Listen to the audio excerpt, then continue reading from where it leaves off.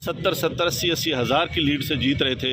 हमने उनको हरवाया है और उनके ऊपर जाली मोहरे लगा के सबको हरवाया। कमिश्नर साहब, जब जाली मोहरे लग रही थी उस वक्त आपने किसी से कहा कि ये सब कुछ हो रहा है, गलत हो रहा है, इसको रोका जाए? देखिए, मैं ये सारी इस गलतकारी की जिम्मेदारी अपने ऊपर ले रहा हूँ और साथ आपको बता रहा हूँ कि जो चीफ इलेक्शन कमिश्नर है, जो चीफ जस्टिस है, वो भी इस काम में पूरे शरीक। कमिश्नर साहब, आपका बहुत बड़ा ये इतना सब कुछ हुआ, आखिर किसके कहने पर होता रहा? आप क्यों प्रेशर में थे? किसने ऐसा किया? मेरे ऊपर कोई दबाव नहीं है। मेरे बाप दादा भी अंग्रेज़ों के ख़िलाफ़ और सिखों के ख़िलाफ़ जंगें करते रहे हैं, लड़ते रहे हैं ये मुल्क बनाने के लिए।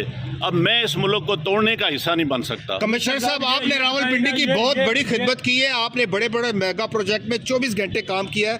ये बताइएगा कि आपको कमिश्नर चीफ इलेक्शन कमीशन दबाव में ला रहा था कि ये करें सारे काम, लोग जीतों को आपने हराया, आपको नींद कैसे आती रही, किस तरह आपका ज़मीर जाग गया? देखिए, मैंने रावलपिंडी के लिए 14 16 घंटे काम किया है। मैंने यहाँ रिंग रोड बनाया है, ददोचा डैम बनाया है, होली फैमिली हॉस्पिटल बनाया है, जिमखाना बनाया है, मैंने लारी अड्डे बनाए हैं, मज़दूरों के लिए सेंटर बनाए हैं, मंशियात के अड्डे सेंटर बनाए हैं। सब कुछ मैं अपने मुल्क की बेहतरी के लिए करता रहूं, लेकिन आखिर पे मैंने जो इस मुल्क के पेट में छुरा घूंपा है, मुझे वो सोने नहीं देता। मैं ये सुकून की मौत बर्बाद करता हूँ। मैं जो मैंने जुल्म किया है, मुझे उसकी सजा मिलनी चाहिए और बाकी भी इस जुल्म में जो लोग शामिल हैं, पुलिस भी शामिल है? उनके नाम बताएंगे जो लोग आपके साथ यहाँ पर थे?